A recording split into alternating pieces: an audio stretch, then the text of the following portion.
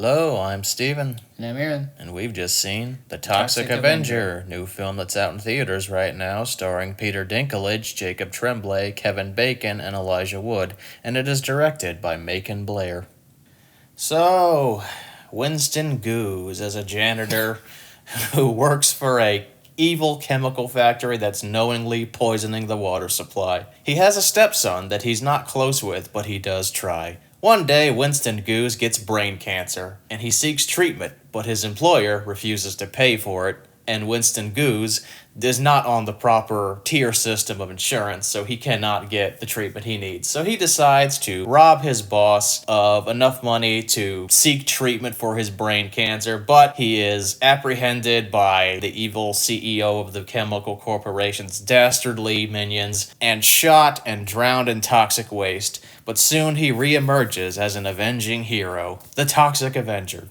It's a remake or a reboot of a film that I actually haven't seen. Yeah, me neither. And I guess this film had some distribution issues. It was filmed like 5 years ago, but it took a while for this thing to find a distributor and to surface. It had its premiere at one of the festivals in 2023, and it kind of just sat in distribution hell until now. Somebody finally picked it up. Well, I'm glad to see it surface because I enjoyed this. Yeah, I did too. Reading about it, it's kind of weird to me that like some of the reasoning was that it was deemed to be maybe too violent and too graphic and unreleasable. That's what I was thinking was going to be the excuse for why this thing didn't surface, but that doesn't make sense to me upon watching it because this thing is grisly, but it's not as grisly as I expected, and it's certainly not as grisly as Terrifier 2. Nothing in this movie is anywhere near as gruesome as skinning a woman alive and pouring bleach on her. Or even like... smashing in Santa Claus's kneecaps. I don't know.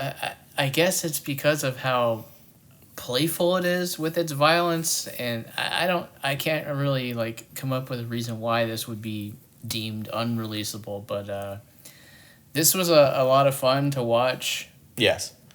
I really like the character. I really like the world that they've set up here. Yeah. I found myself kind of wanting to see more. I don't know if this will get any kind of sequel because this probably isn't going to make its money back because a surefire way to make sure no one sees your film is to not promote it. Yeah, there's no trailers, at least not in the theaters that I've seen. I'm sure there were some released online. Yeah, this was just spit out into our theater. But the thing about this movie is that obviously I've known about it since it did play in the festivals. So me too. It's just like... When's this going to come out? Yeah, when's it coming out? Like, it's been 2 years now, and then now to have it, it's like, okay, there it is. Even if they did put out trailers, it's already kind of like they missed the boat on it. Like, it had such good reception at the festivals, and now it's just kind of being spat out into the theaters. Like, finally, people get to watch it. Just... dooey. But, like, how many people have forgotten or remembered that this was even a thing? Hopefully this does well on like digital and like home video and stuff like that because it's obviously not going to do well in theaters. So the star of this film is Peter Dinklage as Winston Goose. That name is amusing to me. Everybody's name in this is insane. I thought the humor was kind of hit or miss for the first half of the movie, more miss than hit, and that name Winston Goose was funnier than most of the stuff that happens. But after he actually becomes the Toxic Avenger, it does get progressively more funny to me. Yeah, it took me a second to realize what kind of comedy movie this was going to be, because it's definitely a comedy, like a horror comedy. But I felt like I got on board pretty quickly. Like, as soon as they're going through setting up the world, like, it's so blatant how unserious they are about all of this. Yeah, it's a totally fictional fantasy world. It satirizes our world. Like I said, Winston Goose tries to get health care, and he can't because he's on the wrong tier. He's like a platinum member, but there's the gold and platinum plan. Yeah, and you would think that the platinum would also include the gold plan, but no, the gold is completely separate from the platinum. Which is darkly funny, but also sad and relatable to a lot of Americans because America has a ridiculous tiered healthcare system. So you can find something to laugh at / be disappointed in that joke. Yeah, the names of characters and the names of locations, none of it is to be taken seriously. It's like it's not, the so and so forest or whatever. It's like Yonder spooky forest or something like that. And yeah. The Kevin Bacon's character's name is Garbinger, which sounds Garbinger, like garbage. Yeah. So I really liked all that stuff. Kevin Bacon has a deformed brother who's like the ringleader to a band of minions who are called Killer Nuts, like a rap group. Yeah, they're basically insane clown posse. Yeah, they're musicians slash minions for this evil CEO. And Elijah Wood looks like Oswald Cobblepot out of Batman Returns. He does. He looks like I was thinking Gollum also. Oh, yeah. Oh, so this was what Gollum would have looked like if he was done with makeup. And speaking of makeup, it's not Peter Dinklage in the Toxic Avenger suit because Dinklage doesn't quite have the physique and build that you needed the character to have, but the suit itself looks cool. Yeah, I like the way it's designed. I like the ridiculous, big, bulging, droopy eye. The original Toxic Avenger had like the same thing with the mismatched eye, but Peter Dinklage also has like slightly mismatched asymmetrical features, so it kind of looks like an exaggerated version of that. After a while, I kind of forgot that it wasn't Dinklage in the suit. Yeah, when he first starts talking as Toxie, as everybody calls him. It's clearly dubbed. It's clearly dubbed, but yeah, you do kind of just forget about it after a while. It's especially once he starts playing off other characters and doing heroic stuff, well, quote unquote heroic stuff. Everything I like about this kind of comes down to its bizarre and zany world and its commitment to the bit. I was thinking a lot that this felt like Darkman and Tank Girl. I was thinking about Darkman a lot during this. Yeah, it's like Darkman and Tank Girl had like a child, and it was this movie. I was actually thinking more Darkman and Spaghetti Man. Spaghetti Man. Yeah, I could see that. They make the most of their obviously low budget. Yeah. It does feel like its own world, separate from ours. They do what they can to make the world pop. There's a lot of neon lights during the nighttime sequences. Yeah, there's a lot of good use of lighting. There's a lot of good costume design and set design.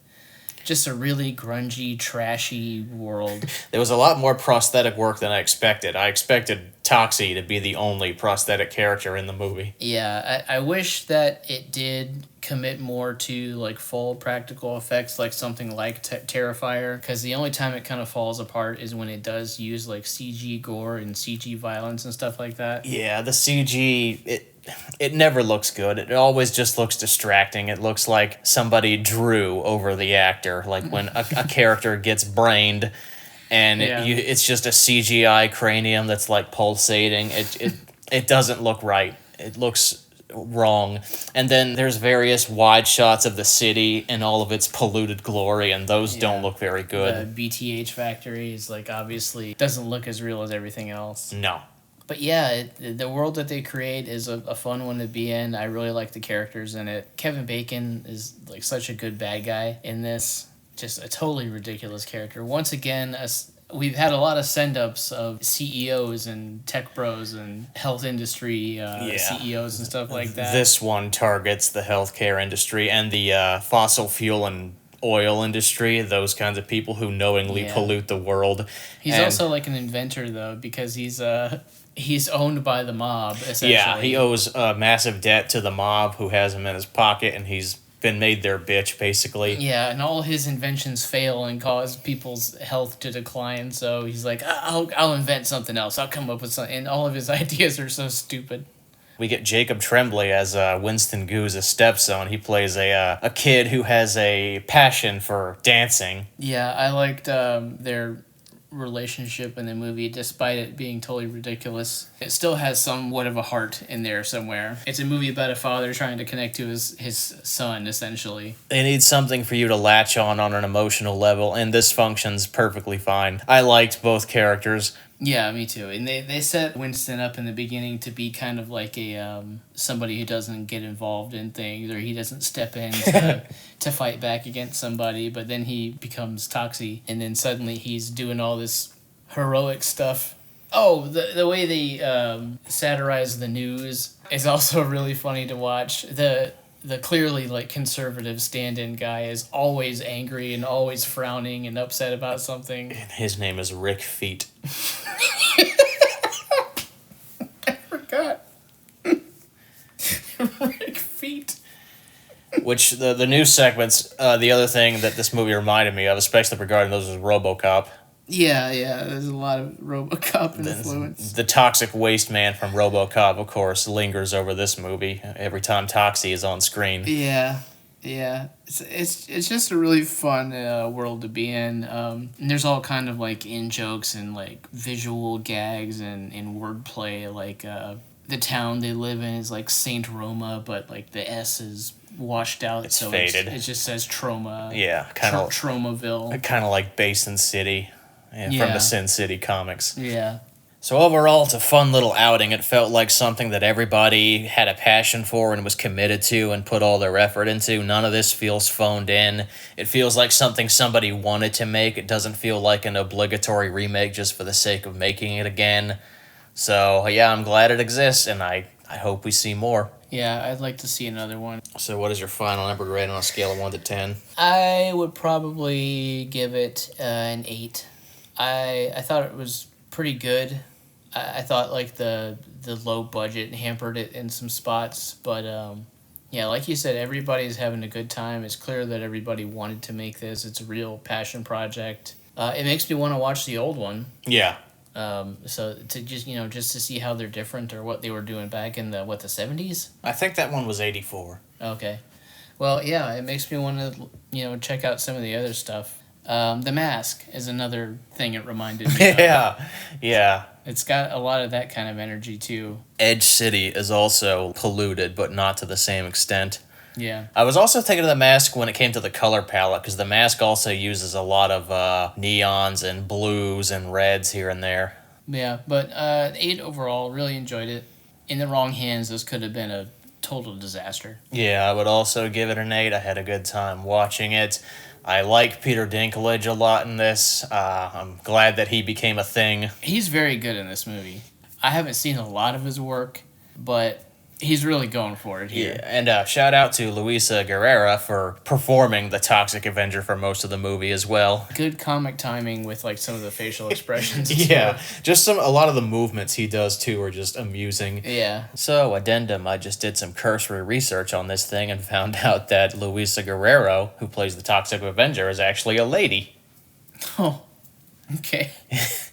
So, wow, okay. I never suspected that. Likewise, Kevin Bacon is always fun, and Elijah Wood is delightfully unusual in his strange little role as this deformed Oswald Cobblepot-looking man. Liked a lot of the characters, loved the world they created, loved how much of a cartoon it was. Yeah, I'd like to see another one. So, that's the Toxic Avenger. Definitely see it.